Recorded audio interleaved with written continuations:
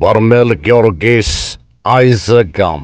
ተርቢኖስ የጉዞ ማህበር ከምዕራብ ጎንደር ሀገረ ስብከት ጋር በመተባበር ቤተክርስቲያኑንና ጸበሉን ከመዘጋት ለመታደግ ሚያዝያ 2 እና 3 ከምሽቱ 12 ሰዓት ጀምሮ የቀጥታ ስርጭት የገቢ ማሰባሰቢያ መርሃ ግብር አዘጋጅቷል።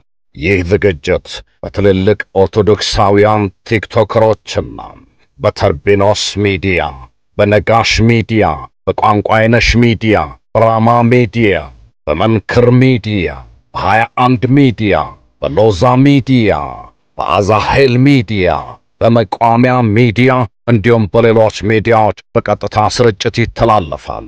የሀገረ ስብከቱ ሊቀ ጳጳስ ብፁዕ አቡነ ሰላማ ሁለቱንም ቀን የእናንተን ስልክ ይጠባበቃሉ። በእነዚህ ስልኮች እየደወላችሁ በርሜል ጊዮርጊስ አይዘጋም እያላችሁ ከጎናቸው ንቁም።